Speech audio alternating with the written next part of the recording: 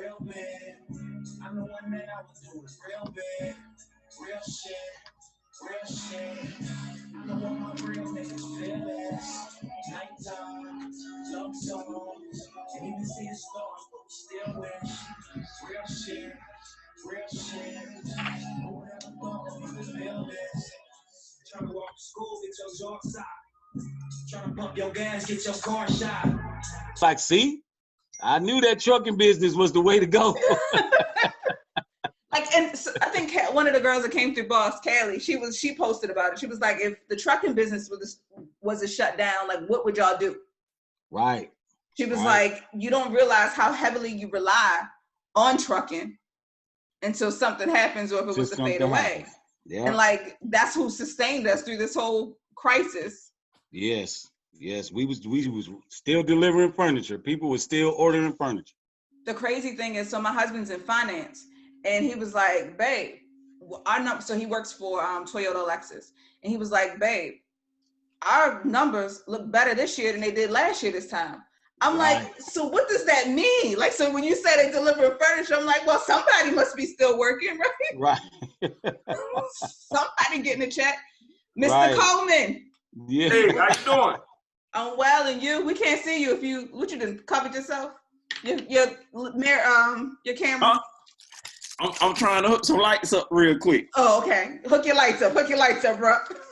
we gonna sign on them tonight.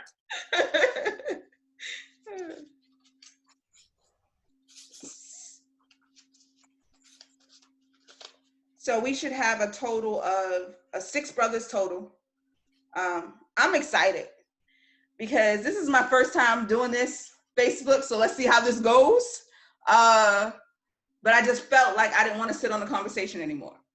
So like normally when I leave, like, and I'll do an introduction and stuff and talk about this a little bit, but normally like when I leave the Boss program, or if I leave and I'm, surrounded by guys and they're telling their story and they've been locked up before, and I'm like, damn, I just want to take y'all on tour, because talking about where I come from, you know what I mean? There are not a lot of images of us that are able to turn it around. No doubt. And so like, and then from doing this work for so long, I can tell you so many stories where I'm like, want to go over to people's house and roll up and beat on their mama, because it's like, this is your son, like, and you giving this kind of pressure to him, No Hello, Bakari, how are you? Microphone check.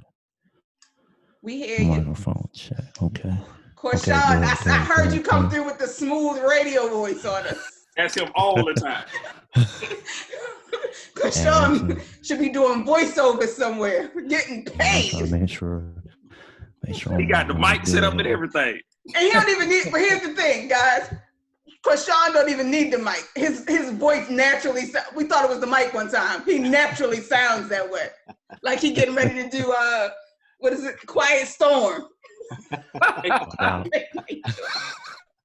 Hey, Mel B. Yes. Low key, Corshawn, one of my accountability partners, right? Uh-huh. And if he see me doing something subpar, he gonna call me out immediately. Immediately. I love it though. I love it. We'll wait a couple more and then we'll do some introductions. But everybody needs an accountability partner, right, Devin? That's right.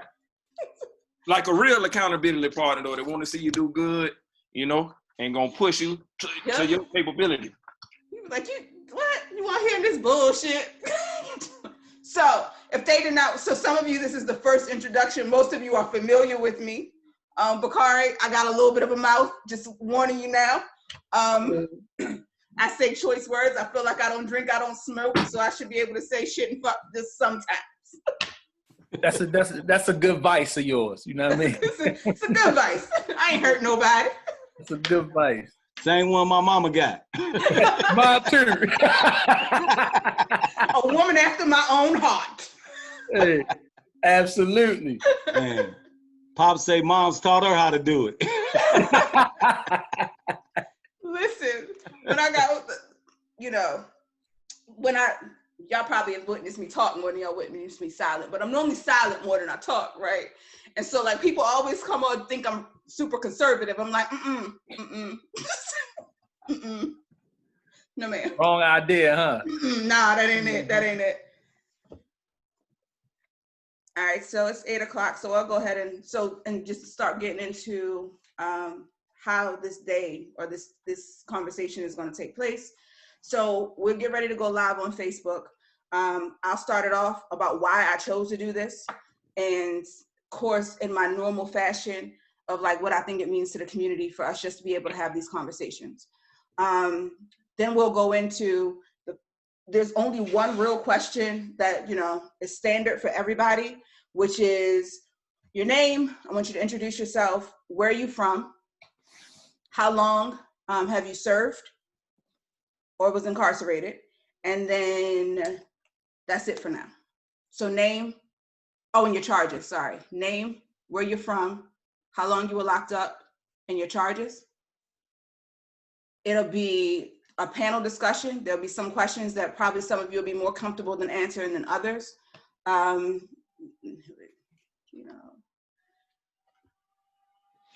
There'll be some questions where some of you would be more inclined probably to answer than others. Everybody does not have to answer one question. The thing that feels the most natural for you. The whole point of the conversation is I want people to be able to walk away with not only understanding how to support guys who have done some time when they come back out into the community and to give them perspective, but I also want to be able to speak directly to the guys that are in the situation right now, right? We talk a lot of times about how, you know, I have a job now. Like, what was the mindset that you had to take in order to rebuild and to get the business? Like, a lot of times we showcase the pretty pieces. We either talk about the failures or the success cases, but we don't talk about the in-between. We don't talk about the fact when you was out 2 weeks and homegirl just kept coming over, throwing it at you. And you like, sis, I'm trying to be good. I'm trying to maintain, because right now I ain't got nothing but this to offer you. So like, I'm trying to hold out a little bit, but she just keep being persistent. We don't talk about things like that. We don't talk about what it was when you were rejected for that job interview, or like your situation a couple days ago, Ed, where you went up for the contract and they still try to slap it back in your face. And what it looks like from a mental perspective, also what it looks like from a support perspective, right? What were some of the challenges? I'm gonna give an example. When I was talking to this young man, and he used to go to McDonald's and Starbucks every day because he didn't want to go home. So he did this for 6 months until he actually got a job. So I'll be asking questions on the lines of that, like what was your support like, where you are now. At the end, we'll wrap up by you giving your social media handles, ways that you want to connect. If there's a product or a service that you want to sell on here, within that last 5 minutes, we'll do so. I'll close it out by giving like one of those, you know, thoughts, things to think about, stuff to ponder on, depending on, you know, where we leave with the conversation. And then I'll bring you guys back here. I'll go off of live and come back here just to see if you have any questions for me, or if there's any way that I can support you after this is done. Okay. I got one quick question. Sure. You said name the charge. Yep. In my case, is it okay to name what I was arrested for and then what I copped out to? Because I think that's important. Yep. And do you want to hear how much time we did or how much time we got sentenced to? You can tell me both. All right. We can talk about both. All right, y'all ready? Let's get it. Let's get it. What's going on, gentlemen? Peace. How you doing, brother? How you doing? How you doing? That's that smooth cat right there, bro. Yeah, that brave boy. Hey, brave boy, you can't be doing that, bro. Brave boy, you can't. Nah. All my peoples to send a message for me in a cool voice. Brave boy trying to take over quietly. Like, yes, that's right. It's make some money doing it with that voice. You know what I mean? Hey man, that's what I said. It's a whole check. He be playing special "I love you" voice clips with the smooth voice. You know what I'm saying? Hello, ladies. It's my thing, man. It's my thing. That's right. Yo, you look, I ain't got my other mic, man. If I had my other mic, I'd be sounding like you. This ain't gonna be the one and done. Don't worry, this ain't gonna be the one and done. He said, when I grow up, this is what I'm gonna sound like. Too smooth.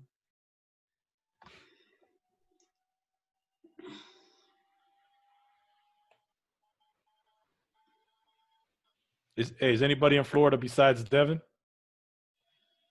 Nope.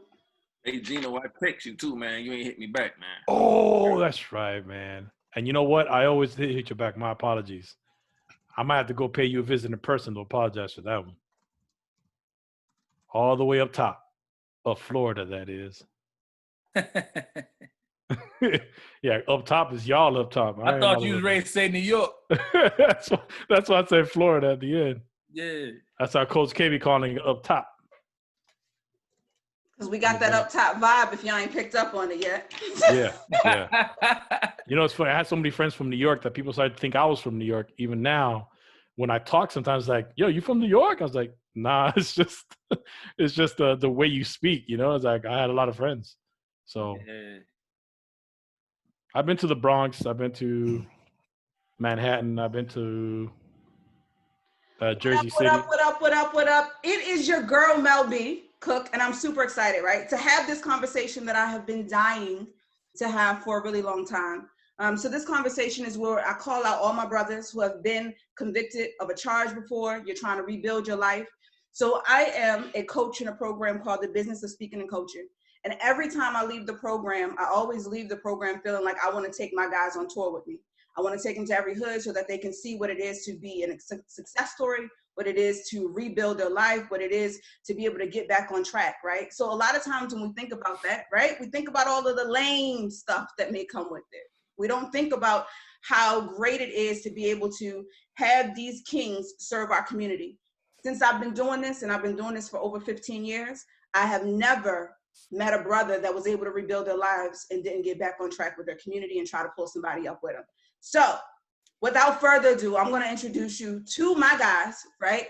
And so we're going to get into a little bit of a discussion, and I promise this discussion is not going to be like you've heard in the past. This is not one of those talks where we talk about how you went to sell 1 billion books in 2 days, or we normally hear the failures, right? And the quick success stories, but what does it really take to get there? From a psychological point, from a mindset perspective, from a supports perspective. So first up, I have my guy straight out of Milwaukee, Mr. Ed Hennings. Introduce yourself to the people. Yes, ma'am. I'm Ed Hennings. I'm from Milwaukee, Wisconsin. I was sentenced to 40 years in prison. I served 20 of the 40 for first-degree reckless homicide. And what about my guy in the corner, Mr. Coleman? Introduce yourself to the people, please. Devin D. Coleman, Jacksonville, Florida. I was arrested for home invasion. I copped out the burglary with assault. Got sentenced to a split 5-year sentence, violated the probation, and got another 4.5. Boy, we're going to get into that. Mr. Brayboy, introduce yourself to the folks. How y'all doing? My name is Corshawn Brayboy. I got sentenced to 10, did 10, and I'm coming from Michigan. Next up, what we got out of B-More? Peace and blessings, family. My name is Bakari Atiba. I'm from Baltimore, Maryland. I served 19 years and 10 months on a 30-year sentence, but my original sentence was life off suspended, but 50 years for first-degree murder, 3 first-degree attempt murders. Thanks, Bakari. Gino. What's going on? So my name is Coach Gino Pita. I'm from Miami. And I guess I'm the baby of the bunch because I got sentenced to 1 year and a day, and I got 1 year and a day, but I was looking at 5 years. So it was a violation of parole, and they were pushing 5 years 100%, and I waited and haggled all day, and I got it to 1 year and a day. So that's where I stand. Anytime that you have to spend away from your family, away from your friends, away from all of your responsibilities is time too long. So I'm from New York, right? And so I know when they tell you 1 year and a day, that means normally because you have a felony, right?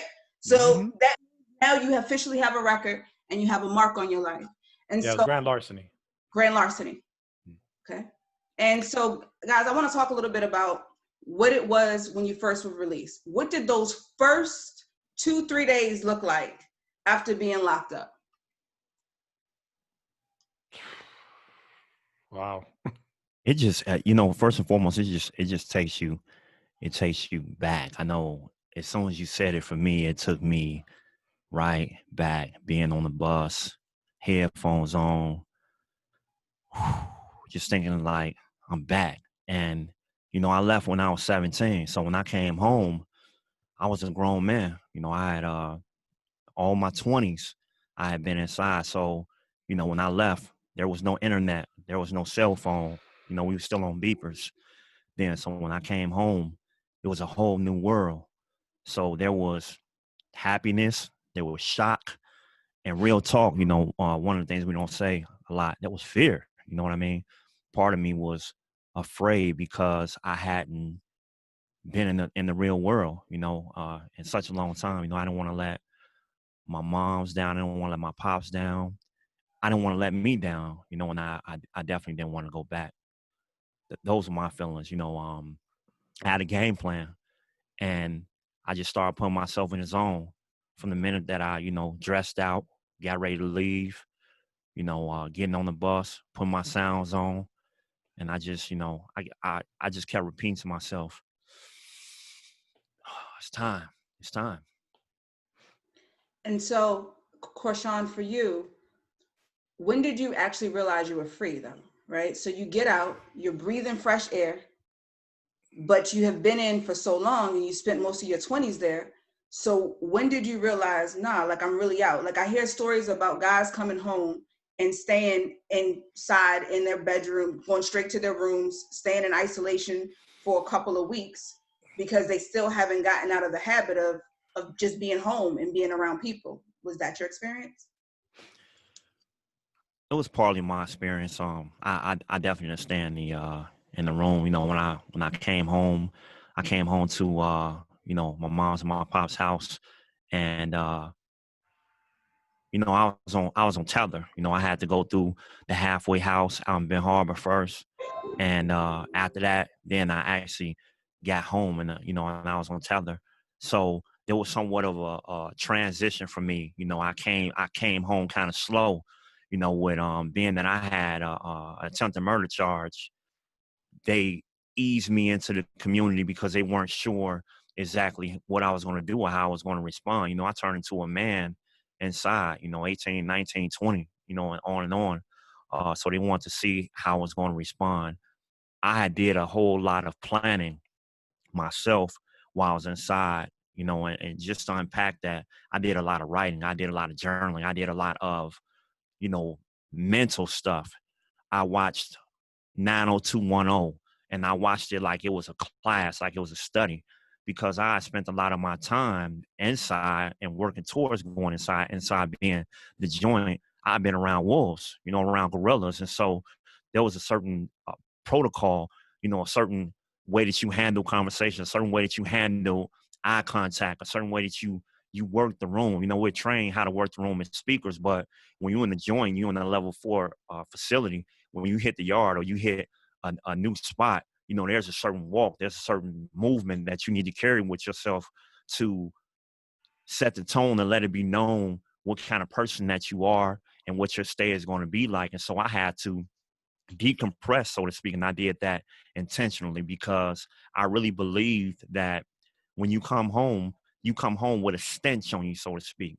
People look at you and they can tell that you just came home. You know, your body doesn't look like everybody else's. Your dialect is not like everybody else's. And I really had this epiphany before I came home that the secret to actually staying out is getting out long before you get out. And so I started changing my behavior. I changed my habits. I changed everything long before I even came home. And I so love that, studying, give me 2 seconds and we'll touch back on that. Yeah. But keep it right there for me. Bakari, I seen you shaking your head. Was it a very similar experience to what Korshawn was mentioning? Yeah, absolutely. Because like the same, I'm shaking my head because I went through the similar process, right? Having a violent crime, they kind of phase you out because they want to see how you've been doing, especially after 20 years, 19 years and 10 months. So I started out on work release, and that was my first reintroduction into society, right? Being able to leave out every day and be in an environment with civilians, regular people. They don't know I've been in, you know what I mean? So that kind of helped my social skills, so to speak, and kind of refamiliarize myself with, you know, regular people outside of the prison culture. Because like the brother was saying, you know, it's certain rules. So when I actually first transitioned home, I was on home detention, right? I had to stay in the house for a couple months. So, but I was riding public transportation, like my second day home, my second actual day out of prison, I had to go report to my home detention case manager. I had to ride a bus in some of the worst parts of Baltimore, North and Penn, different places like that. So it was a psychological shift because, like he was mentioning, like it's a certain code in prison, there's certain rules, there's certain do's and don'ts in order to survive, right? And you have to transform yourself in order to not become an animal inside of that condition, in order to be able to maintain your humanity. And that's something that I always try to hold on to. But it's a culture shock because I'm on the bus, people bumping into me. I'm like, damn, you ain't gonna say excuse me? Like it's rules to that in my mind. But, you know, coming outside, I had the mentality prior to coming home, certain things just wasn't an option. I'm never gonna hurt anybody again, and I'm not going back to prison, right? So you had those triggers. So certain things was triggering, back to what Krishan was saying, the way someone looks at you, bumping into you, right? Like addressing you. Right. So you keep it in your forefront though. So I'm on a bus and I'm saying to myself in my mind, I'm getting bumped. I'm like, bless his heart. You know what I'm saying? Like I'm doing things like that just for myself. I get it. To stay in that mentality. I'm talking to people just cutting in without excusing themselves. Like in prison, you excuse yourself before you interrupt somebody's conversation. So people just jumping in and I'm just like, oh, hi. Like, you know what I'm saying? Like, so you learn defenses. You learn how to counteract the negative by telling yourself something positive. So your internal thought was, let me just say bless his heart because I don't want it to be a situation. Exactly. And when you love people, like I love people. That's one thing education did for me. That's one thing self-knowledge did for me. It allowed me to acquire a genuine and sincere love for human beings. So when you love people, you more patient, you more tolerant, you more compassionate. You understand that everybody carrying something. You understand what I'm saying? And when you move through life with that type of mentality and that type of energy, you know, you can tolerate a lot of things, you can communicate, you can navigate a lot of things that could otherwise go wrong. Got it. So Ed, what was it for you? For me, I think for me, I re-entry started the day they put the handcuffs on me. A lot of guys I knew, re-entry started a week before they came home, a month, a year. I had 20 years and 20 years of re-entry. The fact that I took barber and cosmetology in 1998. I didn't come home till 2016. But I was thinking, if I take this now, or if I don't take this barber and cosmetology course while I'm in maximum security, I'm only gonna have the streets waiting on me when I do finally get out. So I said, I have to take this. If I don't get this, then I'm in trouble. And I was like a month or two from being sent to a medium custody prison.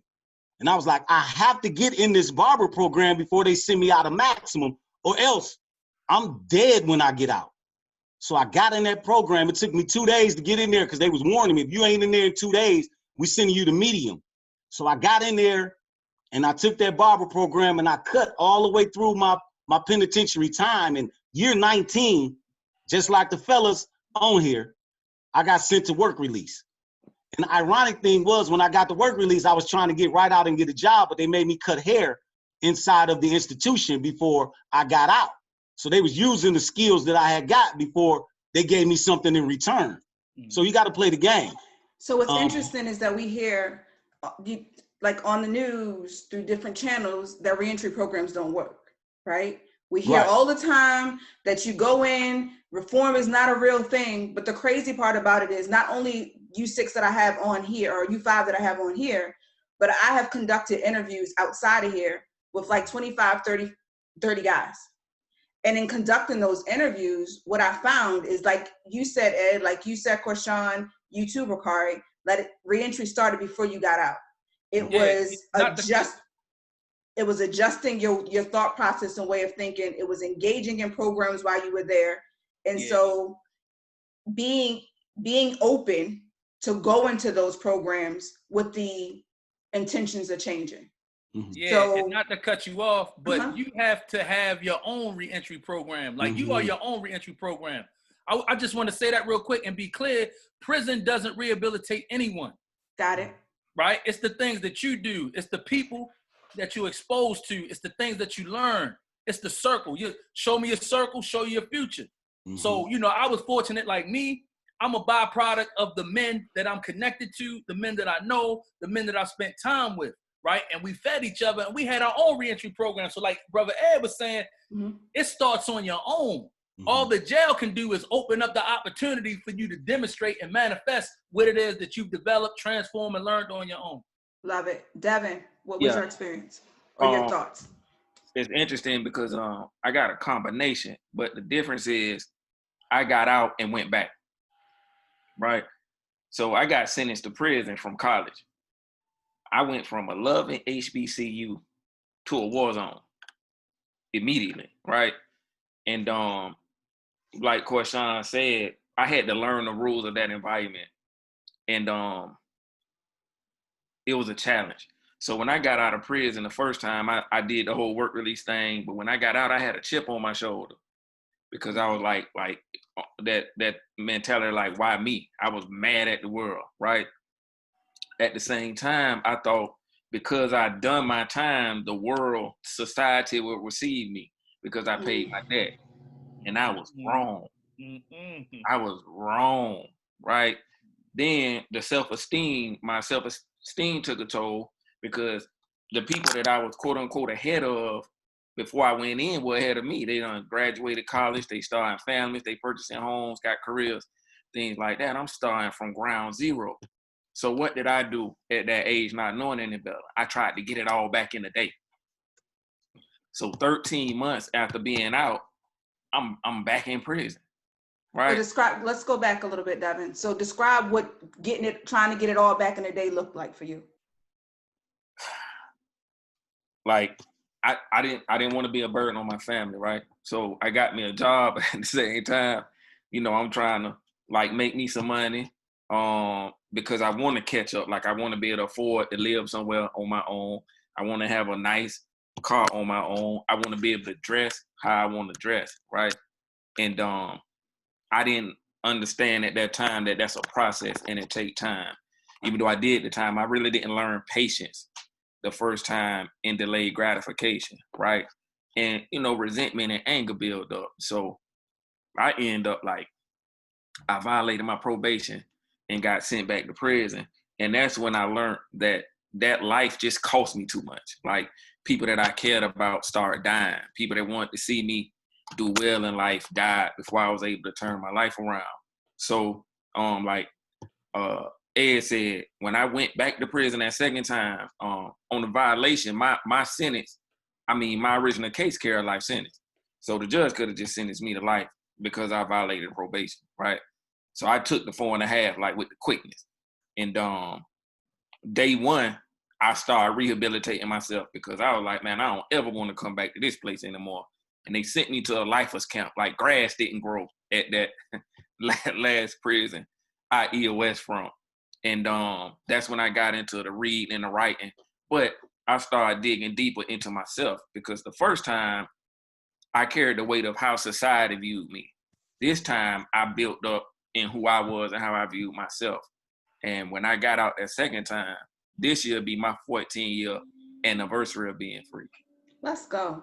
Gino, you said you did a year and a day and you was like, I'm done, right? So what kept you from going back? Well, see, my situation is slightly different. I don't know about my brothers on this call, but I was also a drug addict. So I had a separate issue connected with, because the one issue gave me the prison time. Okay. Because I wasn't necessarily a criminal. So I got high and I started doing dumb things. But my difference in the situation is that even though I did a year and a day, I literally got treated and judged and everything like if I did a 20-year bid. So when I got out, I was in shock. Like I didn't want to leave the house. I was like, nah, I'm good. You know what I'm saying? I was afraid to do anything. So I wanted to catch up in a day, just like Devin, right? I understand that because that's me, right? That's it. You and Devin know me personally, so you know that's me. I just try to get everything. So I did that because I wanted to make my own way. I was living with my mom again, with my stepfather, and he was handle. So I went full blown. And what happened to me was the unfortunate part to me was I was a career corporate guy, business guy before I got into drugs and got addicted. I went to prison. So when I got out, I was just going to hop back on the bandwagon and do everything I was doing before, like get back the jobs I used to get. And before I went to prison, I don't remember ever being asked to do a background check or even to do a drug test. It just never happened. But after I got out, Wendy's didn't hire me. McDonald's didn't hire me. Walmart didn't hire me. And I started to really, cry foul. I was like, listen, I got all these talents and I'm not being respected because of XYZ that happened at this point 14 years ago or 13 years ago. Because I've been out that amount of time, just like Kevin. So, Devin, the biggest fear is that I thought I could just jump back in because I only did a year and a day, right? I just did a little something compared to these brothers. But what the judgment I got back was as if I had done about as much time as these brothers, which first of all, I got to say, I respect each and every one of you more now than I've heard this because it takes a lot being in to come out. I can't even fathom what you guys come from. Any is too many. Yeah, amen to that. Absolutely. Any is too many. And then you're always going to carry the weight. So especially when talking to younger men, right? And they think, I'll just, it's not that serious. It's not that deep, whatever. I just go do this little bit, this little time, because they don't understand the impact that comes later. So let's talk a little bit about the rejection that you experienced. What I found to be interesting, I was reading a few articles because I'm trying to implement a new program. And so in reading the articles, it was talking about Black and Latino men. And it was saying how you can have a white male without a conviction and a black man, a white male with a conviction and a black man without one. And the white man with the conviction is more likely to get the job. So then what happens to the ones who actually are convicted of a crime and actually now need to re-enter, and they're going to Wendy's, they're going to McDonald's, they're going to Walmart, they're getting turned down, they're getting rejection. In this article, it went on to say how we just need to prepare our men for being rejected, that they should just automatically assume that that's going to become a part of the puzzle. And they're going to not only be rejected, but they're going to be rejected for longer periods of time. And so what does that look like, especially being that guy, right? So I'm pretty sure on the streets, many of you were that guy. And then now you're home. Now you have to rely on other people. Now you're trying to get your life back together. What was the weight of that rejection for you? How did it look?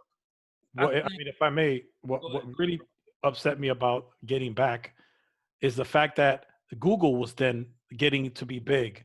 And you didn't have to do a background check. Literally, people would just write your name into Google and your record popped up. So that was the biggest, like I couldn't fathom that. There was no way around that. I can't help if anybody just types my name in. And it took 10 years because I would type my name in every week. It took about 10 years for that not to show up anymore. It was back down 5 pages. So that was the biggest issue that I had actually with looking for work, is that Google just had my info straight up like, hey, boom, this guy was in jail, mugshot, the whole deal, without even taking an interview. I was judged that way. Oh man. So by society and by employers. Anyone else? What did rejection look like for you? Can I say that I don't think we necessarily should prepare for rejection. I think that you should just build yourself up to a point that you can handle any challenge and any circumstance that come your way and know that you're going to be okay, even if it doesn't go your way, right? And so what does that look like, Bakari? So that looks like, first and foremost, building a network, right? Being able, and the network could be anybody, like support. One thing that I've learned from my own experience, and I can say, like, without the support of my family, without the support of my closest friends, I don't know what might have happened. You understand what I'm saying? Like, that support is important, but I knew how to reach out and connect with certain people that I would need upon my transition from prison. So what would you say to the guy who doesn't necessarily have the family support, right? So put somebody around you, connect with that one person who can remind you who you are even when you forget. Because okay, so how does that happen? So I'm out. My whole family is on some bullshit. Like, I don't have any support. I didn't have any mentors, not necessarily any teachers. I'm the kind of person that's more reserved. How do I place myself in positions to get that kind of support? I So want to answer. Oh, go ahead. when you in a situation like that, listen. One thing I've learned is that everybody has one person. Everybody. There's always that one person that you can think back in your head and be like, damn, they really had my best interest at heart. Like, they really tried to show me something, or whatever the case may be. Everybody has that one person. You gotta find that. Like, that's a part of the search. That's a part of the journey. You gotta find that one person. With social media and everything, like, the whole world is available to us. So find one person that you can reach out to and say, I need help, or I need somebody to talk to, right? Somebody that you were inside with. Like, a lot of people don't understand why men in prison come home and still surround themselves around men that's been in prison. It's because we've been in the same situation, right? We can identify, we can relate. I could see something that you're ready to do, even though you're not looking 10 steps ahead. Until I had a brother call me last weekend and told me I saved his life just off a conversation, that he was thinking about jumping back in the game, right? And I had to remind him who he was, what he'd been through. I had to remind him who depended on him now, the type of life that he's built, even though he's not where he wants to be. And he took that and he sat on that. 2 weeks after that conversation, the people that he was ready to deal with all got indicted. He'd have been back in prison. Love it, Bakari. Hey, Thanks for your answer. Korshawn, what were you saying? It's I really believe it's twofold. I definitely agree with what he's saying, but I also believe that there are people that come home, that go through this situation and they don't have anybody. They're I can remember when I got ready to come home, there were people who were getting out who had been in so long, they didn't have family to come home to. They was coming home to, a girl that they had met inside, that they really didn't have a non-physical intimate relationship with. They just needed a address to come home to, and they were able to get that address. And so, to answer your question, what would a person like that do? You do the same thing you do when you're in prison. When you inside, when I was inside, level 4 or level 2, level 3, when you jailing with people who got life, there's a different culture. Like, a sandwich is different than a sandwich out here. A little Debbie cake that's a whole move up in there versus out here. And so, with that in mind, what you would do to find that person, like for me, I found it in books. I read my very first book when I was inside that somebody had sent me. And that opened up a whole new world for me. And once I started reading those books, this sounds crazy, but I started building a relationship with the identity of these people that I was reading about. And so when the brother talked about you start feeding each other, sometimes you got to feed yourself, and you have to get that nourishment from someone who doesn't, quote unquote, necessarily exist. You get those principles, you get that information, you start applying it to your life. And when you actually come home, you do the exact same thing. When he talked about the journey, I started my journey when I was inside, and I continued my journey when I came home. I, at one point, had an epiphany that it's really important to make sure I search for the lessons, because the lessons are going to save my life. And when I would connect with old heads, I'd just be like, man, can you tell me something that you would have told yourself 20 years ago that would have changed your life? And I can remember the very first time I asked that question, the old head was just like, man, young blood, never put yourself in a situation where you have to stab somebody. Do everything that you can to avoid that situation, because you don't want to do life up in here. And I never forgot him telling me that. And so as I continue through life, I still will always ask. I don't necessarily want to hear all the perfect things, all this, this monumental information that's going to change your life, that's positive. Tell me what you did that you shouldn't have done, that had you not have done it, and that, that insight, the actual thought process, tell me about it so I can make sure that I won't make those same mistakes. And so you begin searching for those people that give you that information, and after a while, you start to attract them. Love it. Devin, you were getting ready to weigh in. Yeah. You got to start inside. Like, you got to mentally say, hey, look, I don't want to come back to this place. What is it going to take for me to stay outside of this place, right? Also, because your situation is different now, you got to find somebody, anybody that come from where you come from, similar environment, and made it. So for me, I heard about Vicky Stranger. She started Triple Crown Publications, made $959,000 selling books, did 7 years. I'm like, okay, it's possible, right? Then I heard a story of Jay-Z, where he came from, Young Jeezy, where he came from. And I seen a pattern of if you do certain actions, right, you will get certain outcomes. Understand that it's going to take time, and you know time will pass because you just did time, right? Mm-hmm. And then opportunity will catch you while you working.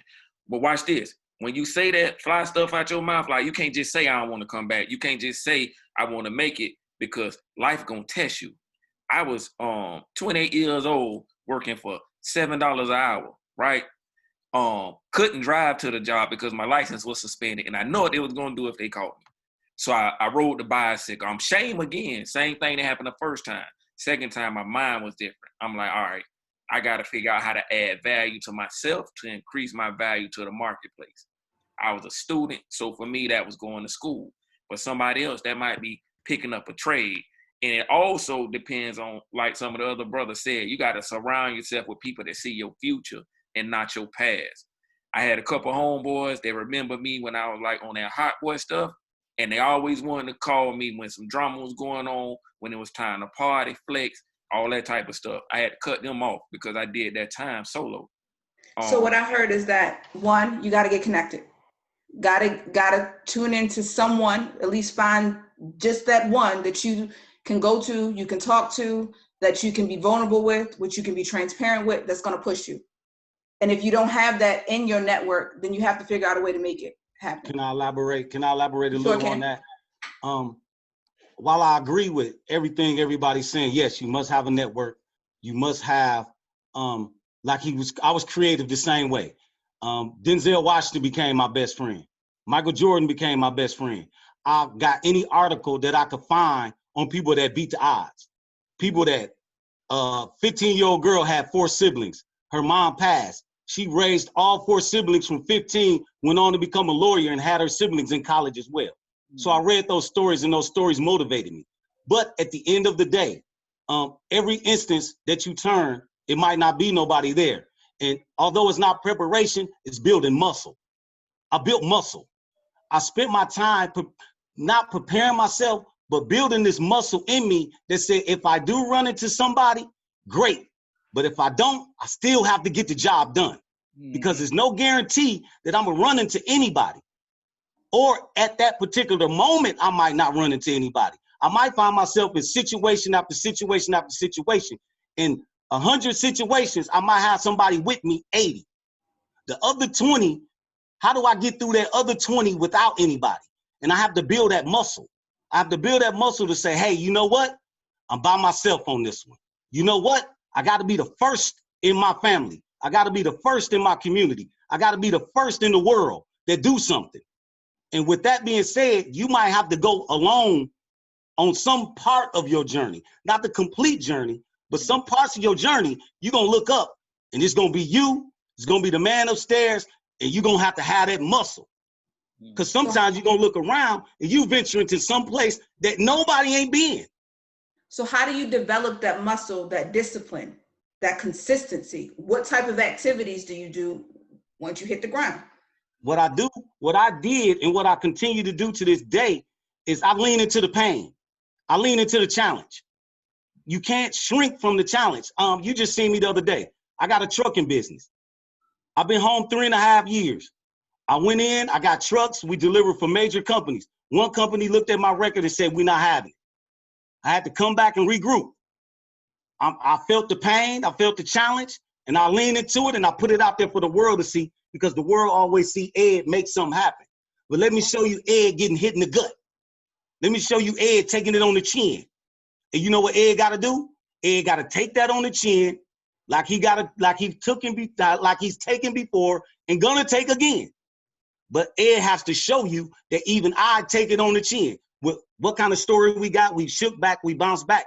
but we still take it on the chin. And I So want taking everybody control to of your narrative and writing your own ending. So no doubt. your You story. gotta, So making in your head that no matter what, I'm going to make it. No matter what, I'm just going to like be lifting successful. weights. No matter what. Just like lifting weights. Got it. Got it. Anyone else want to weigh in on that? What is your routine to develop that discipline and that consistency? Same It's thing. yes, Study. I used to study 6 to 8 hours a day, building myself up, because one thing I've understood about education, the more you know, the more options you have. And a lot of times the decisions we made that put us in compromising positions, it was because we felt like our back was against the wall and we didn't have any options. So when you came home, Bakari, did you do the same 6 to 8 hours of study? And once you came home, are you still consistently learning, and how are you pushing yourself? Yeah, I'm still consistently learning. I'm just going to show y'all. Okay. And you froze on the good part. He was about to take us in the lab and show us what he's working on. Yes. Brave boy, take a spot. Yeah, the studying never stops. The preparation, or you lifting the weights, it never stops. I can only speak for myself, but you are never totally prepared for that shot in the gut. I know I'm not. I get shots still now to this day. Even in the ideal of coming on here and just bearing all, part of you feel a certain kind of way. I know I did. I was like, man, this is life. This is what it is. And there's somebody that's me going backwards, that's just starting. And just like Devin said, they need to be able to feel like, man, it's possible. I can find me a model. You know what I mean? You need to be able to point to a reference point and say that this can happen, this can go down. And so you're constantly finding those stories still to this day. And so when you talk about, I'm not doing 6 to 8 hours a day of studying. I'm just not doing it. I don't have that kind of time. I got, babies. I got, my wife. And so my attention is very diversified. And so with that in mind, I work to replace that. I may get that information from a video. I may get that information from an audio book. Sometimes when I'm working out, the only thing I got pumping in my head is a book to tell me what it is that I'm supposed to do. I really believe that one of the reasons that we go left and that we make mistakes is because we've built this data system in our minds of what we're supposed to do that does not serve us. I know before I had went to the joint, I was watching Men's to Society every day. I was studying then. You know what I mean? I was just studying the wrong. It got cheese on it. Yeah. I'm looking at The Godfather every single day. Like, I really don't believe that we changed that much. And this, some people may find this offensive, but I really don't believe that we changed that much. Everybody got their hierarchy of needs, their basic needs. The only thing that happened is we switched our blueprint. I stopped looking at Men's to Society and Godfather. I started looking at Think and Grow Rich. I started looking at Think and Grow Rich and Black Choice. I started listening to Eric Thomas. I started reading different books. I started watching videos of Kendall. You know what I mean? The only thing that I did was I changed my blueprint and I changed my barometer. I got my compass dialed in correctly to true north. Whereas before, I had these needs. I still want to be respected. I still want to have friends. I still want to be protected. I just went about it a different way. And I really feel like guys that's on the block, they trying to serve and protect and provide for their families the same as all of us are doing. They just don't have the right blueprint. They bought the wrong system. You know what I mean? And they don't even realize that there's another system that's available that can still meet all of those needs. Some of us are off balance because there are things that we need that we don't necessarily understand. I know, like for me, I was a thrill seeker when I was younger. And that's what got me into a lot of trouble. When I actually came home and actually while I was inside, I figured that out for myself. I said, man, you know what? They say that, okay, you're violent and this is why this happened. No, I like exchanging. I like grappling. They call that martial arts. I like tactical stuff. And that's okay. You just got to have a blueprint where that serves you and that's a value to the community. And then it's not a problem.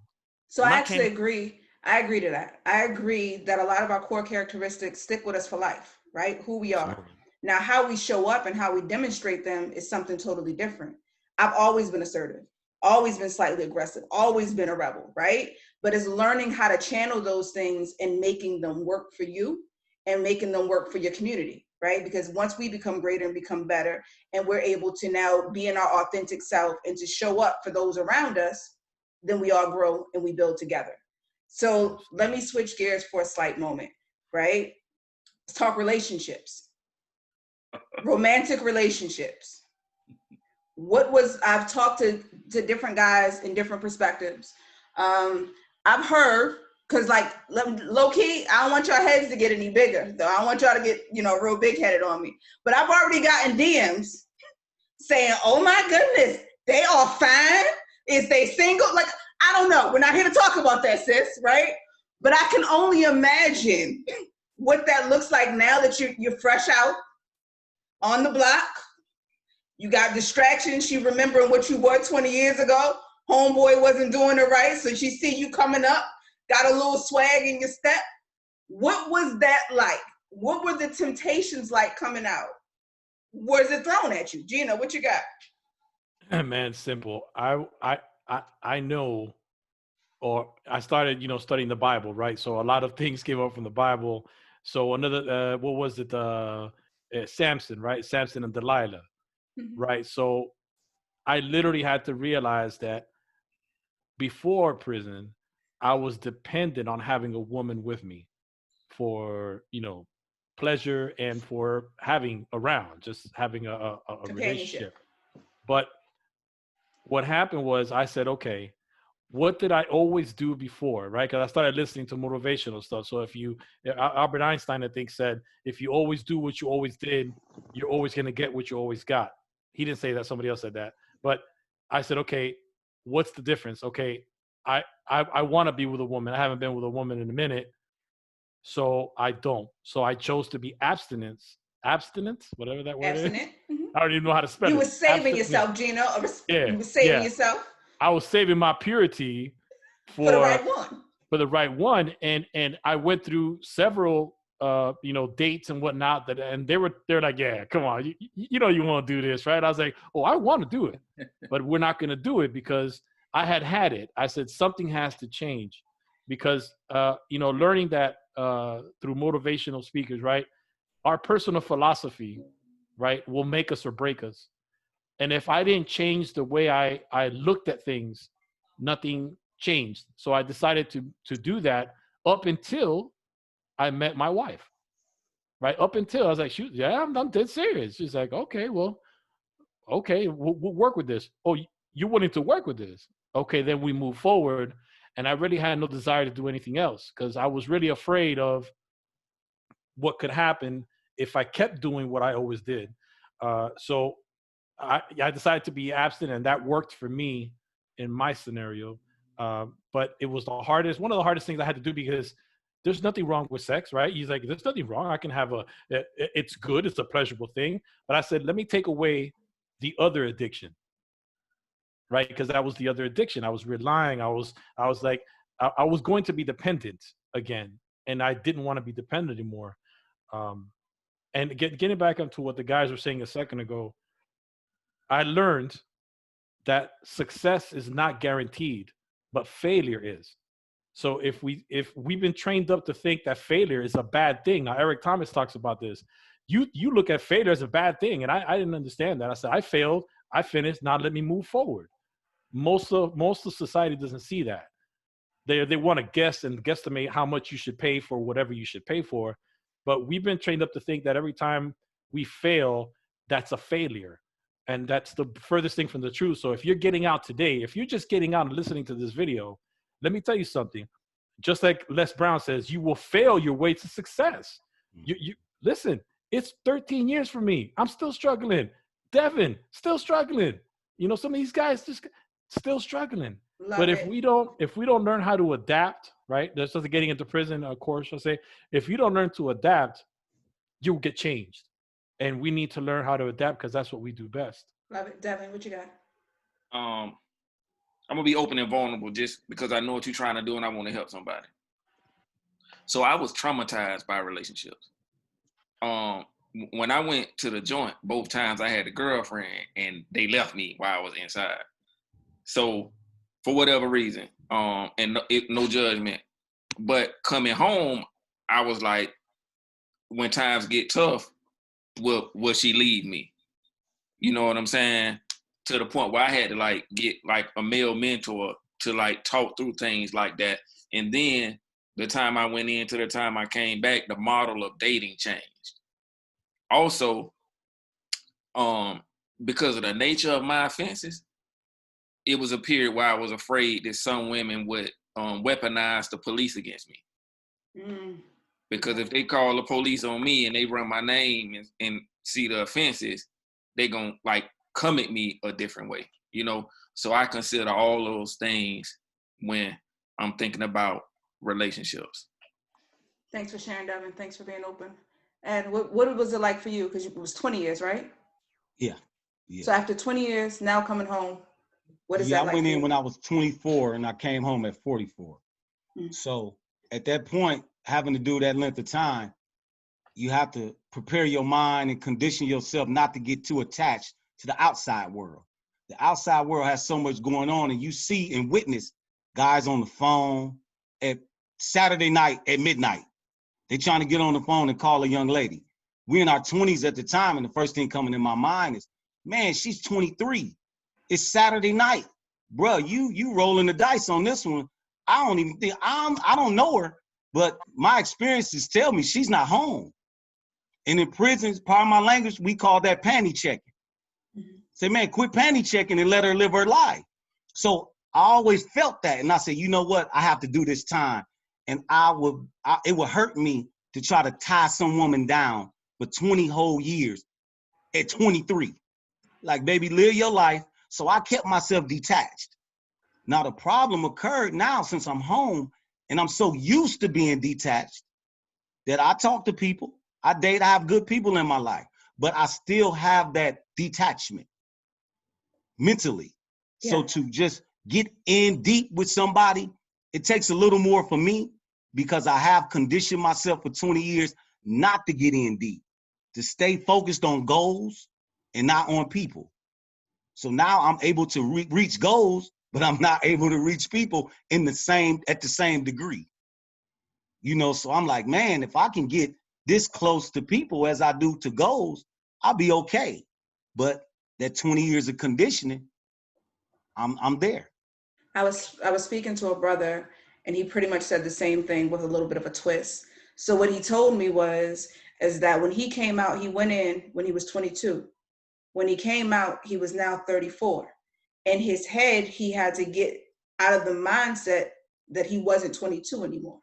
And that the streets were different, the options were different, the young ladies looked a little different, and getting to a place where then he can trust his judgment again as it came to relationships, as it came to courting people, and also building up his confidence of, one, being able to speak to his charges, and two, feeling confident that he can fill that provider role that he knew that she needed. And so do any of you struggle with any of those things? That's fact. That's fact. One thing I realized is when I went in, time stopped for me with the social interaction. Like I was able to work out, so my body grew. I was able to read books, so my intellect grew. But my interaction with individuals on a personal level, that was stagnated because in order to survive, you limited your interactions. Love it. Yeah, I know for me, my first experience of that nature, I was 16. And, I was in G Block when I was 17 and so on. And so when I came home, just to be honest, I was terrified. And, what I mean by that is I didn't want to die. I had read all this different stuff. I mean, women being a certain kind of way, not having your best interests in mind, or not having their best interests in mind, and putting your life in jeopardy as a result of you being intimate with them. I was terrified. I haven't been in a bunch of relationships in my life as a result, and there's a part of me that is detached because of that, because of what my experience has been. And after being in the joint for a long time, when you come home, I know for me, you never stop thinking about that. You never stop thinking, Can I provide? Am I good enough? Am I, you know, are they feeling me? I don't think you ever stop thinking that, because once you go through incarceration, the part that they don't outline, and I don't know if they're even, if they're doing it intentionally, but there's a psychological warfare that is raged against you when you're in that experience that you don't just shake off. I don't know about y'all. I still have dreams about being inside. Sometimes I still wake up and I'm in G block. Sometimes if I'm asleep and my wife comes into the room, I'm heightened alert. You know, you spend time in a level 4 facility, you can be on your bunk with the cell closed and lose your life. You know, you wake up dead. What were the conversations with you and your wife, or were there any, Krishan, of teaching her about the reasons that sometimes you may be a little bit more detached, or a little bit more anxiety, suffering from a little bit more anxiety, or having some of those triggers? For the most part, I'm very vocal. I believe in communicating, but real talk, some things that, you know, you just don't really talk about because you don't even know how to put it into words. I think that part of me, part of us, we wear somewhat of a shield or armor. I know for me, I do, because you kind of keep people at a certain safe distance, because real talk, when you go inside, there's a pause button. And people take you take your hand off the pause button and put it back down periodically, but it never really stops. There's a part of me that is still 16, 17, because I never went to prom. I never went on these dates. I never went through these growing pains and these different things as it relates to that realm of my life. I've never experienced that. And so I don't even know how to articulate that. You know, there are just certain things that I could be at an event and I'm like, hey, yeah, hey, what's going on? And I'm totally detached. I'm totally not feeling what's going on. I'm totally like, what is he doing? Man, he got kind of close to me. I don't know what's going on. You know, or people are moving erratically, and there's a spirit of what's going on that you can feel, and you feel uneasy, and you experience that in your relationship at different times. And you want it to, you may want it to go away, but it doesn't, because that's part of that thing that they dropped on you while you were inside. That's part of the, you know, the mental conditioning that you go through while you're inside. And I don't necessarily even know how to articulate that. It's a constant battle of reprogramming. You go through, you know, these different programs, you read these different books, but there's a part of you, unfortunately, that's broken. You know, people wrestle with communication and intimacy, not physical intimacy, but actual psychological conversation. Closeness, yeah. Yeah, they wrestle with that. I feel like when you Vulnerability. go inside, you wrestle with that on a whole different level. Thank you for your vulnerability, Krishan. I appreciate that. Gino, I have a question for you. So you also not only were released, but you were also going through treatment and battling addiction.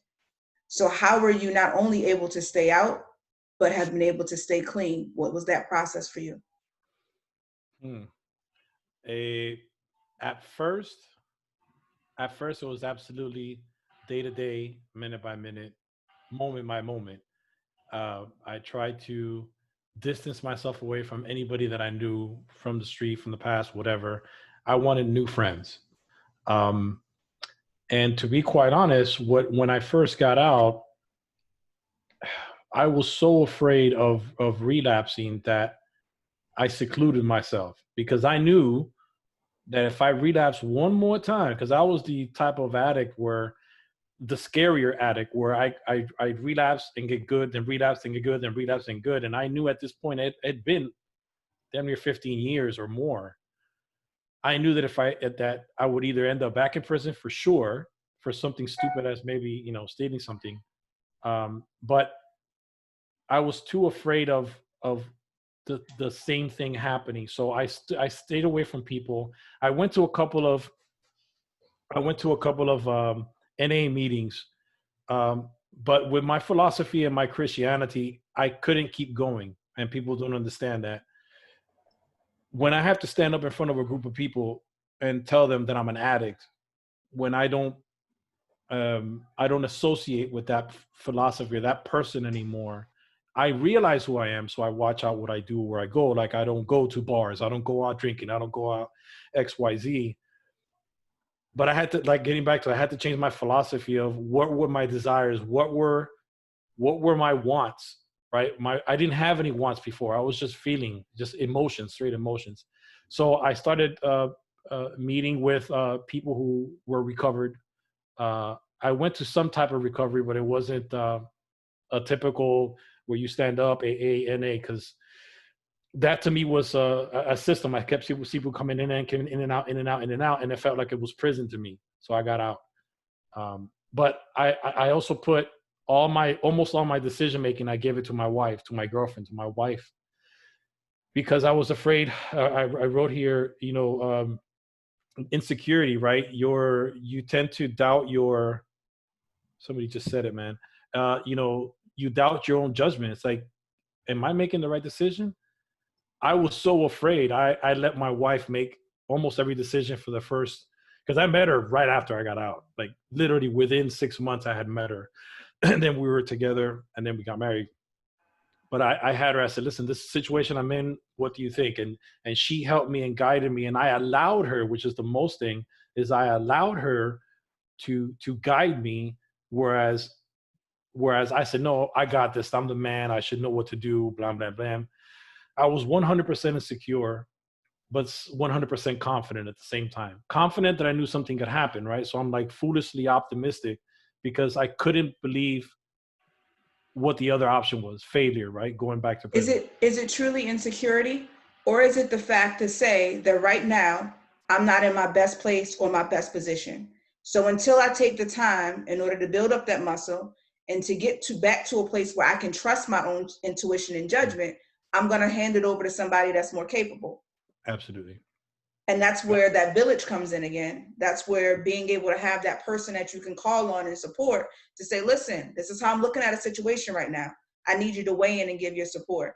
But so most people are afraid to help. Most people are afraid to when you're a convict, even if my minimal calmness, people, friends and family, they see that and they go, I don't know if I can help you because you've been there. I said, I ain't got nothing to do with that. I'm trying to move forward. Yeah, but I see that. That's a good pivot. So there's two more questions. I know we're right at the 9 o'clock hour, but there's two questions that I want to ask. One is how could those who have seen you go back in and out multiple times, right? Or may have disconnected because they're like, listen, I don't have time for the jail talk, the conversation. How could they support you? What is it that they could do to let you know, one, they're in your corner, and that would have contributed to your personal success? Patience. I think patience is the most important thing. And I know, a lot of people have good intentions for us, and they want the best for us. A lot of people that's close to us, they're as fearful as we are a lot of the times of us being put in a situation or going back to prison, and that fear can put them in a position where they're trying to force their best intention upon you, and we have to, like you said, we have to be able to control our narrative. We have to write our own narrative and be supportive in that narrative because this is what we work towards. This is what our mind is set on. This is what we understand is best for us. So I think it's just patience because, I've been home a little over a year and I'm still transitioning, even psychologically. I met an elder in the community. He wrote named Baba Ali, and he wrote a book called Transition Therapy. And it speaks about post-traumatic prison syndrome, right? The trauma that we carry, even when we work on ourselves, there's still certain levels of trauma that we carry back into society that still needs to be worked out, like the brother Ed was saying. Like, I'm still working on myself. No, I can't do 8 hours a day, but I got to do something because I got to feed myself every day to keep myself balanced because I know I still got issues that I need to work out. And so one of the things I think a lot of people suffer from in general is poor communication, right? So a lot of times we don't know how to just, and I'm going to speak for my sisters because sometimes we get into this vibe where we consistently say the same thing over and over and over again. And what I had to learn, even with communicating with my husband, is to say my piece and to let it go. Because when you don't say your piece and you keep saying your piece over and over again, it becomes pressure and it becomes now confrontation. We need you to do a class on that, Mel. I will, don't worry about it. I got you. I got you. Real talk, right? Yeah. Real talk, but yeah, because say your piece, sometimes they think we not listening. We listening, we processing, like even on the inside. When you learn certain things, when people say things to you, you go back in your cell and you process that thing, right? Even if you can't humble yourself at that time to be like, you know what, that makes sense. Sometimes it just takes a minute for us to figure out, how does what Mel just said, how does that make sense for me and my individual struggle right now, so that I could work that thing out? You know what I mean? But I think also there's this added pressure, right? So if you have now been in a system for 15, 20, 10 years, 1 year, where you have been waking up to somebody telling you what to do all day long, yelling, fussing. All of you have got probably the CEO that has never had any power or pussy all his life. So he takes it out on you, coming to work, having an attitude. And then now you come home and we want you to do well. And we want to know that you're listening. So sometimes I think it's even a check back with us to like, listen, I heard you, let me process it. Like when y'all ignore us though, it's like, nah, he ain't here, B. Let me say this about 15 more times because bruh didn't get it, right? But so we're not ignoring. Sometimes, but we need to know that. Sometimes so we need and that verbalized, we Bakari. biting our tongue because we don't want to be harsh with the tongue, right? And that's another thing with but we do still need you to be like, listen, ma, bae, boo, I'm processing it. Give me a couple days and let me circle back. I think the other part, out of prison, we have to relearn how to communicate. That's true. Or even sometimes it's not even relearning, because if we're being honest, if we're talking about minority communities, right?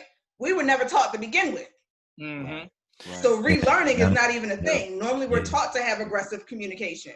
We're taught to be, over the top, extra, go hard, talking our feelings versus facts. And so it's not even, it's learning it even from the beginning. But for the sake of time, I have one question that I definitely want to close on, right? Because when I'm in, whether it's the correctional facilities, whether it's a workforce development program, I always encounter older Black men who really want to do well and their heart is in the right place. But when they go and they speak to the younger Black man, it often comes off very condescending. So it ends up counterproductive. Like he can't be your daddy in 15 minutes, but he really trying because he don't think you had a daddy. So he's like going super hard, right? Yeah. So for that guy who wants to be able to give you advice and who wants to kind of like bring you in and be able to mentor you, what is the best way for him to approach you? What could he say to you in order to help build that relationship? You have to start with a relationship. I know, even I've been home 17 years. It's at times it feels like I haven't had that experience at all of being inside. But a person can come and talk to me and they remind me, because I had to go back into that translator. Like you all were talking about before, the communication between a man and a woman. Sometimes for a guy that's been inside, a woman can talk to him and it's not even borderline. It's just straight disrespectful. And you have to turn on the translator and kind of dial through this information before you respond. It's the same way with some people when they come to talk to you. They come and talk to you, like you said, they come and try to be your daddy. And they haven't invested anything in you.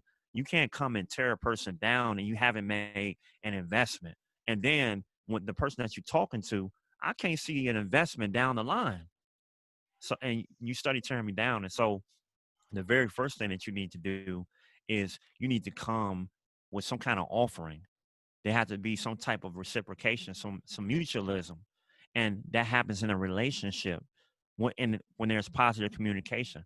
You can come with an offering of information and how you present it. Don't try to be my daddy. Be my boy. Be my friend. Come to me when you're talking to me, just like they teach you in psychology when you're talking to a child. if you want to have a connection, you don't stand over them. You sit down and be at a level point with them while you're talking to them. And if you know a person that's been inside, all of your achievements and your degrees and how you land and how your life looks and all these wins that you've had, and you're talking to someone who not so long ago came home or that been home for a long time, and emotionally they're not at the level that you're at, you're cutting them down at the knees. And so the communication is going to be a lot of listening so that you better understand how you can communicate with them. What is their language? They said you can better understand a person based on the words that they use. And then there's some mirroring that happens during that communication. You have to learn that part first, and that can only happen within a relationship. And so if you really want to have impact, and it's not a stand up and speaking situation, you need to build a relationship. So you learn their language, you learn their movement, you learn their needs so that you can meet them and then express what yours are, because you came because you have a need that you want to share information. I want to see you do better. I was you at one point. You can be better than this. I went through this same struggle. Let me So the tell you how I was. relatability piece. Exactly.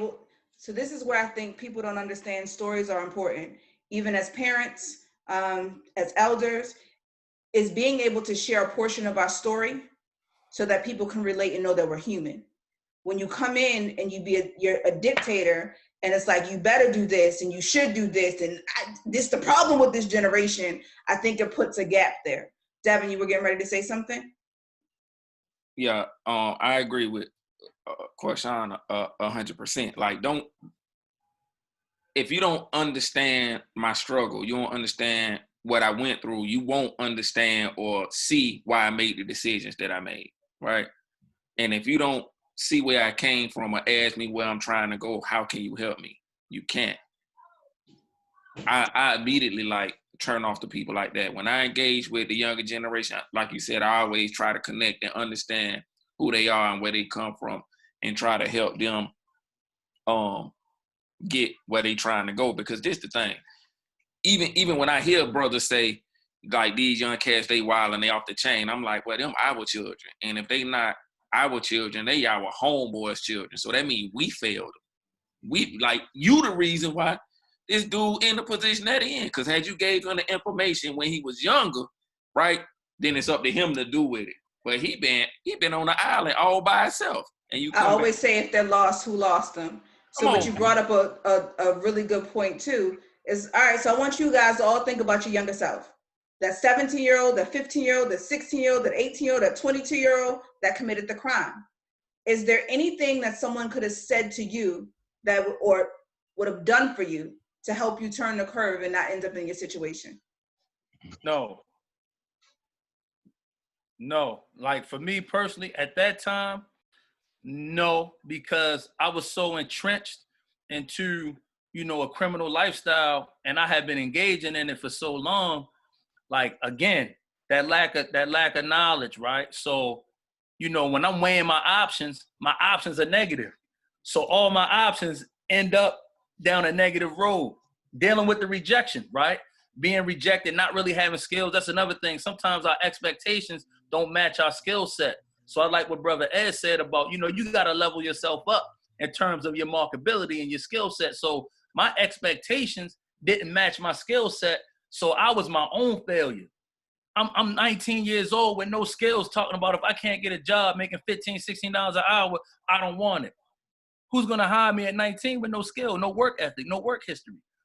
So I set myself up to make an excuse for the options that I chose in my life. And, even if people would have been like, just be patient, this, that, and the third, like, the reality is, like, in my environment, if there ain't no dope money, ain't no lights on.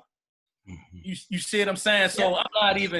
I'm not even trying to hear that, and unfortunately we don't fear prison, right? Because prison had become a rites of passage in so many of our communities. Like, some people didn't even look at you as a man if you hadn't been through the struggle of being in the streets and going to prison, then you come home. Because so the crazy thing, Bakari, is about the emotional aspect of that incarceration. You know what I mean? So by the time that I was 16, I grew up upstate New York, grew up in a town called Utica, New York, which is like 40 minutes outside of Syracuse, right? Mm-hmm. And so people think upstate New York, y'all, you know, it's light up there. It was a war zone by the time we was 15. They literally, it was Little Iraq was the name of the block right next to us. By the time that most of us were 16, either we had a case or we had a baby. If you made it to 18, you might have been doing okay, right? So that environment is super critical in our success.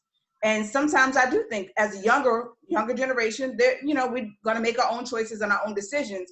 But I also feel like there has to be options. So like when you guys were talking, one of the things that you brought up is that visualization and examples of what you possibly could be and how you possibly can get money another way.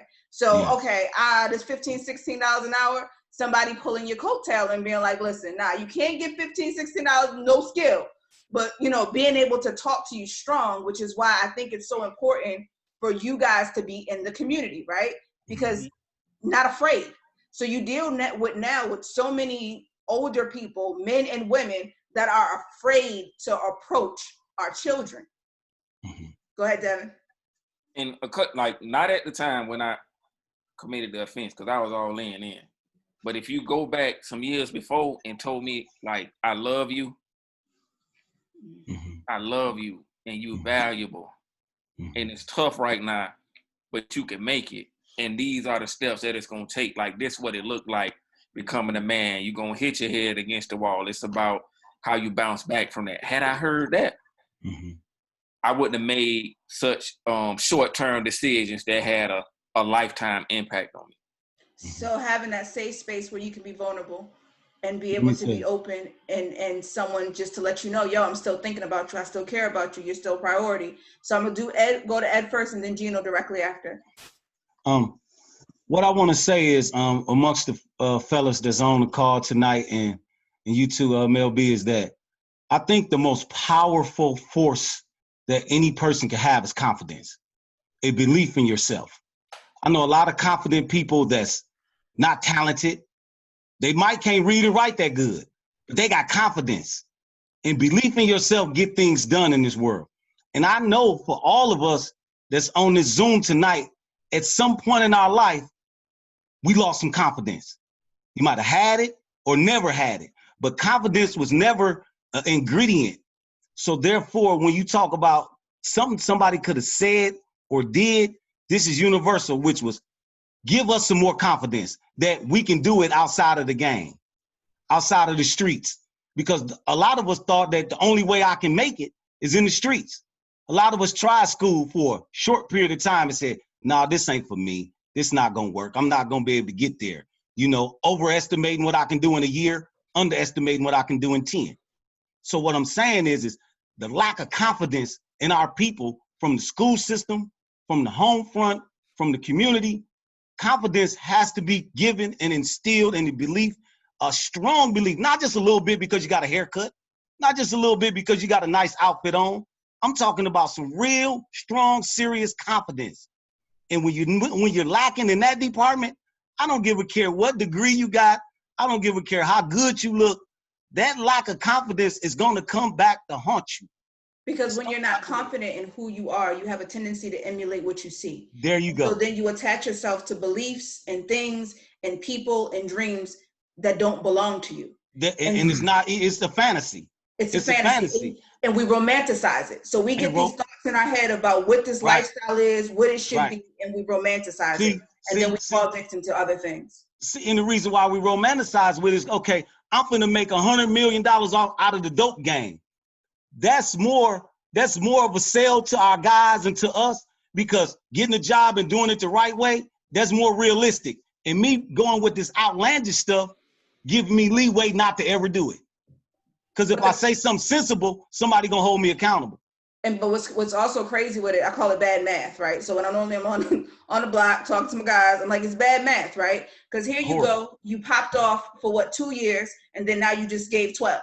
You pop off again for 5 years, now you just gave another 6. So I'm like, it's bad math, because when you look at the way that it averages out over time, not even talking about what it has taken away from your family, if you have children, your mama, like all of the toll that is taken on the people around you, you need to go back and redo your math. Your accounting is a little bit messed up. Gino, what did you have to add? Well, you said what will we tell our younger selves, or what could we have told? And definitely, I was one of the typical kids who was basically ignored. And I found those friends, and those friends were the wrong friends. I mean, typically it's stereotypical, drugs and whatnot. But if I had what I didn't even know I needed then was a mentor, a person to actually take interest outside of their interest, if you will, right? Without having any back end, because being from the streets, we know when someone's got an ulterior motive. What you doing, man? What you doing? So no one stepped up. No, I didn't even know that I needed to look for that. But I can almost guarantee that if I had found, let's say, Grindation, the G-Man, I had found something like that when I was in my youth, you can say that I wouldn't have done any of the other stuff because I would have changed my life's philosophy, right? I would have changed the way I thought. And the fact is that I was nurtured as insecurity and I breathed addiction. That's literally what happened. So being not being important enough to be paid attention to had more of a psychological effect to me, and I just went crazy. So being paid attention to and told, like Devin, my brother Devin said here, to say, hey man, I love you, you're actually worth something, let me show you. That person was not existing. That's why I spend most of my everything right now giving and trying to add value to people, because I know what it is like to not have that value and make the decisions that I made. The mic on, Mel. You're You muted. on mute. Sorry, guys. This is why I plead for our community to show up. Because when I'm going to nonprofit organizations, I don't see people who look like me most of the time. Like if we normally do come out, we come out because the church is running some sort of volunteer program, or the job has decided to do Martin Luther King Day and we're all going to go do this together. But on average, I don't see us. And I think it's necessary for us to be present so that we can provide that, I love you, or what's up, oh, that was great, that was dope, to instill that level of confidence within our youth. And that doesn't always happen. But in the sake of time, because I want everyone to know where you are now. After listening to your stories, after now us going through some of the obstacles that you went through, like I want y'all to take a moment to really brag on where you are. And so it is a big deal for me if you work a 9 to 5 at Dunkin' Donuts. That's huge for me because so many brothers wouldn't do that, right? And so again, I want y'all to take the time. So I'll call one-on-one, and I want you to talk about what you do, how people can stay connected to you, and at least one major accomplishment, at least one. Ed, I'll start with you. Okay. Once again, I came home October 18th, 2016. On work release, I was working in a barbershop. Upon my release, a year from my release, I opened my own barbershop and beauty salon. Maybe 4 to 6 months after opening up that barbershop and beauty salon, I got into the trucking business. I bought my first truck. Today I stand with my barbershop beauty salon. I have 3 trucks.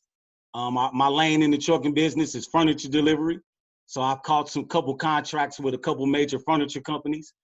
And me and my crew, we get the furniture to your front door. I've also wrote a book. I wrote a book called The Answers. I was home 2 years after starting my businesses. And a lot of people in my city was asking the question of, how did you do it?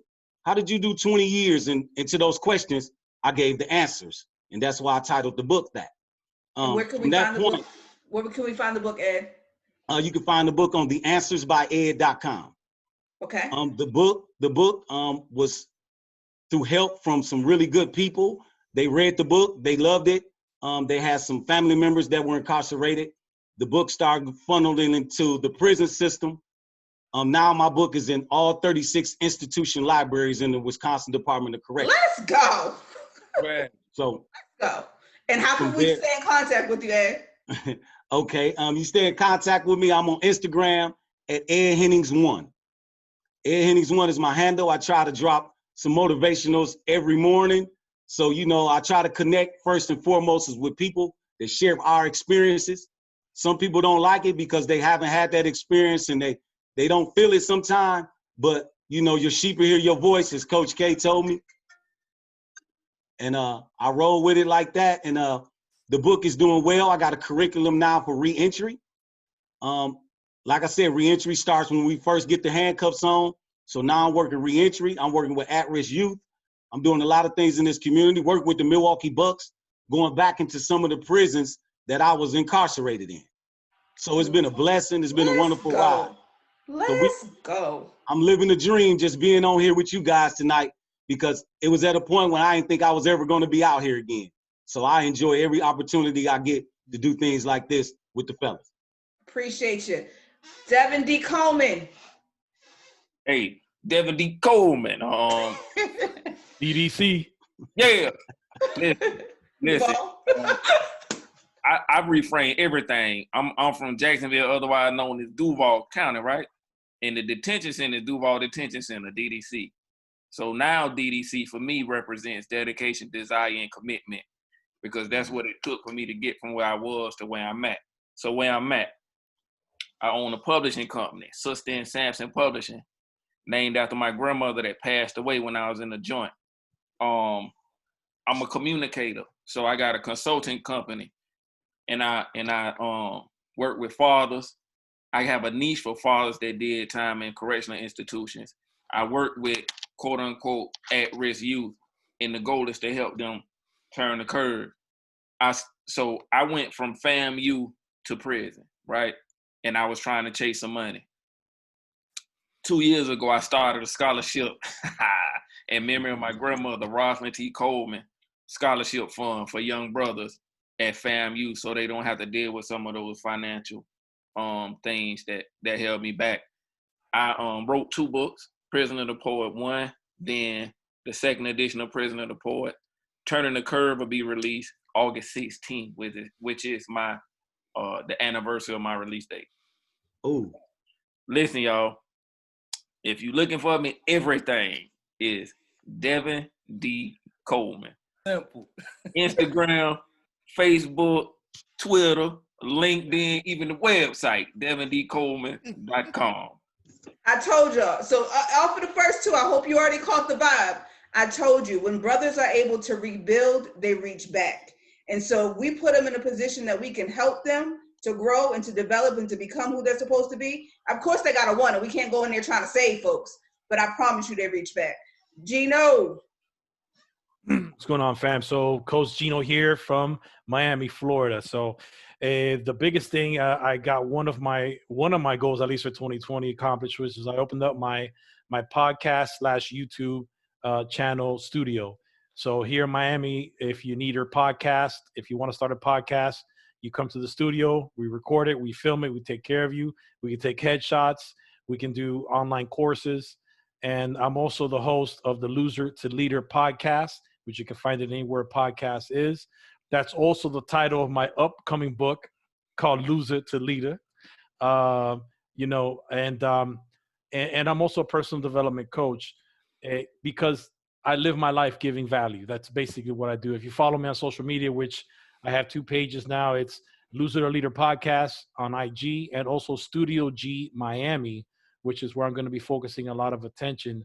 I want to make my living giving, and that's how I live my life now, because like I wrote here, because I don't want to forget, I live my life as a taker. Honestly, I was a taker for most of my life. So TD Jake said, reciprocity.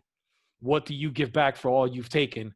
I got enough where I can give back my entire life. Since the day I die, I can give back, and I still wouldn't balance out what I've taken from everyone. So it's my chance to give back with this opportunity. So that's what I got.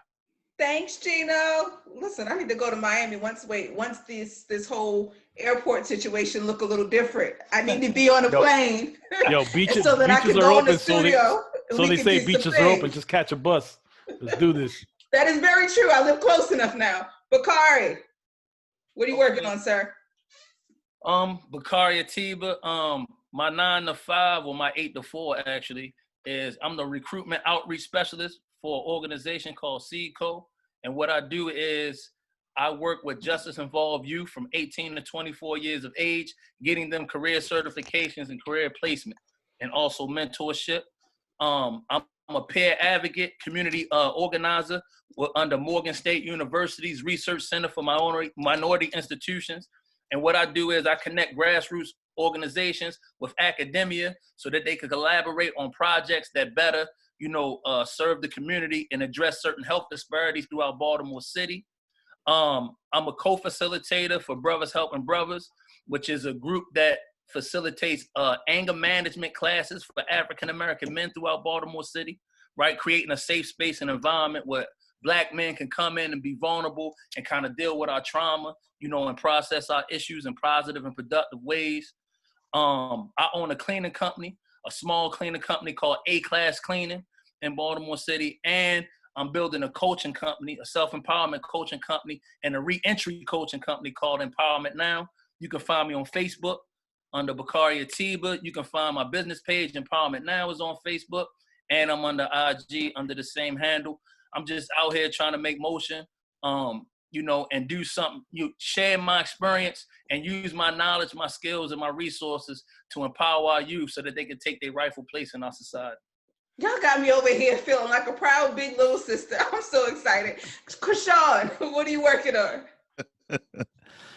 Korshawn Devon Photography. Korshawn Devon Photography. As you can see, the shooting experience, the media experience is so serious to me. I believe, just like with this COVID-19, everything has went to media. And so I create content for, small businesses, entrepreneurs. I shoot them, I film them, I edit, I do all of that. And I also go into the community, I go into the high schools, and I mentor guys that look like me, that sound like me, that look like they headed down the same path. I don't know if they sound like you though, Krishan, because you got that smooth radio voice. You got that voice that we all want when we grow up. But go ahead, carry on. I didn't mean to interrupt. I need to get another microphone. You got that smooth voiceover. Too smooth. Right. Yeah. The sound is definitely really important to me. I try to make sure that I be that I feel like I didn't have. An example. I feel like that's one of the most important things that we can do. I'm a father. I'm a husband. I am an example.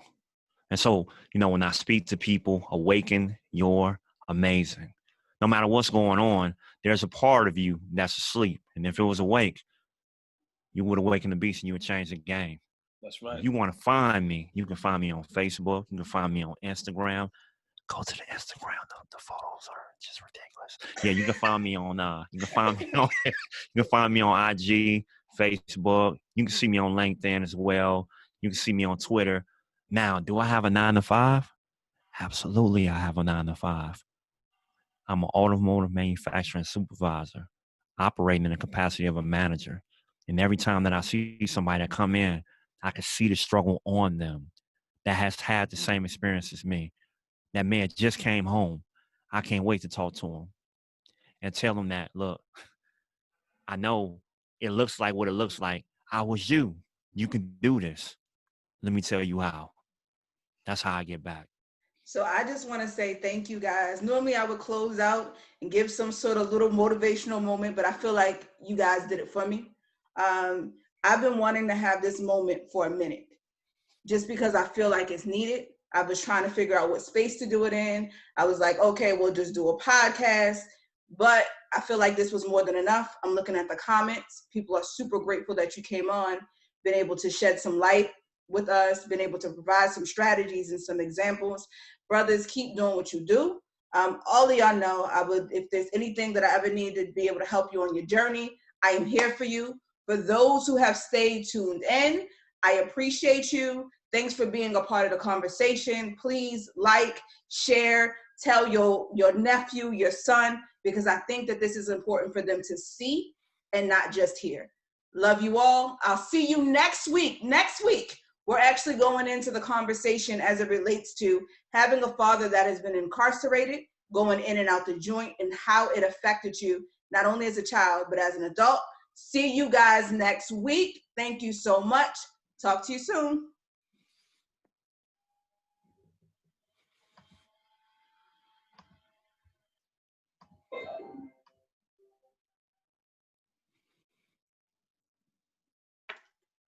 Thank you guys. I Thank appreciate you. But let me tell y'all something. What I got from all this, and I don't know if you're gonna take it this way, but listen, this needs to be a mobile conference. Imagine Yeah, it 5 or was. 6 of us having a conference of ex-convicts that come out to watch us. Come on, man. No So doubt. that is See my that? like. On it. Love I'll tell you what. I'll tell you what. We might have to do this in Miami. Let's do I'm it. just saying. Let's do it. We should do it. I We just should think do that it. there's so much value in doing that. So there's one thing that I've been working on at home. So again, I'm from upstate New York.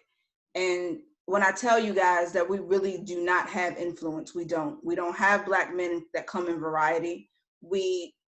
So little history on the state. So in New York, you serve 85% of your sentence, right? And so at one point in time, they started hitting everybody with gang-related charges. So if they couldn't get you like one way, like if you had a flag in your pocket, if you said something on a rap song, they would get you and they would hit you with double digits. And so it pretty much wiped out most of the men that are my age. Most of them are now starting to come home, but they don't have images and they don't really know how to really get started. There has been a new wave in my city where, you know, a couple of guys have gotten out and trying to give back. So I'm looking to do a day. It was supposed to be this year, but this year looks shot in 2021 where I make that happen. Again, if there's anything that I can do on my end to help you guys facilitate something. So Bakari, you this is your first experience with me. The other 4 guys have come through a program that I participated in called the Business of Speaking and Coaching. And so my strong suit is strategy, right? And clarity, like get you all the way together so that we can get to this bag. Like that's what I do. So if there's ever a question that you have, don't hesitate to reach out. We also do a call every Saturday morning for free, where if you have any questions about speaking, coaching, business, we are there to answer you and we give our honest and raw opinion. And I can shoot you the links if you're interested in that. But I do think you fellas need to show up, grab some friends and go on tour. It was amazing. Absolutely. Let me get the links and send me the information for your program. Okay, will do. Oh yeah, you got to go through it, bro. You got to go through the boss program. It'll be a game changer for you, man. Game changer. Game that's changer. what it is. Now, I wasn't as far ahead as you are, believe it or not, when I did it. I went through one of the first ones that he did. So absolutely do it. And anything Mel B says, just do it. You'll be all right, man. You know what I'm saying? I said, you ain't gonna go wrong. You know what I'm saying? I'm with you. Because it's the guy, his name is Kendall Ficklin, my big bro or whatever. That's who I work with. It's his program. And there's myself and there's also one more coach. And so, yeah, we give you the work because we really do want to see you win. All right, bet. I'm with it. And I hope you guys follow each other, stay connected, so that you can serve each other as well. You guys will all be hearing from me. Trust me. Yeah, no doubt. You will all be on my podcast. Just letting you know. Yeah, we don't know when, but we're gonna do an episode for my podcast about this. Let's go. There. All right, I'm taking so much of your time. You had another question, Dad? I just want to say, thank you.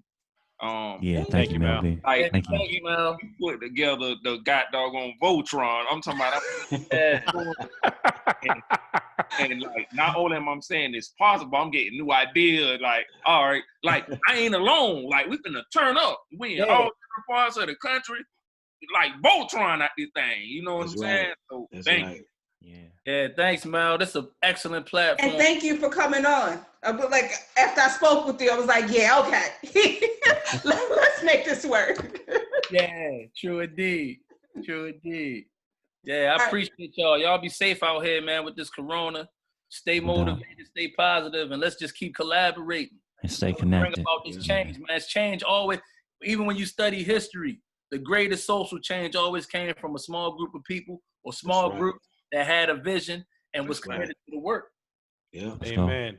Amen. The only difference the next time we do this, we can't have Korshaw with that mic, yo. It's gonna happen.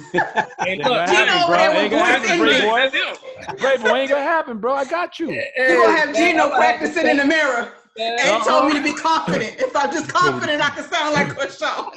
So yeah, that's what was that whispering thing? That had me going crazy, like the kid in the middle. In the middle, where he goes like, he talks like that. That's what he did in the middle of conversation. He just pulled. Hey, you know what? Today is June 11th. But June 11th, 1996 was the day that I went to prison. Wow. So Happy birthday. 1996 to now is 24 years. So June 11th. And every year on June 11th, something that I always remember since that day happens. Yeah. Something amazing. Hey, that's a blessing, man. And welcome home, everybody. You know, Sure. we the new models. I don't call it role models. I call them real models. You know, we real with this thing. That's right. Real, you know what I'm saying? Real models. I like that. If you don't take it, I'm gonna take it. I'm just letting you know, man. We still around here, just sometimes. Yeah, we get Real models. Man. Yeah. got it. Love it. Love it. All Hey, right, guys stay appreciate blessed you, and you'll be hearing gentlemen. from me. All right, man. Y'all have a blessed weekend. All right. You too. No doubt. Stay connected, y'all. Next week. All right, bro.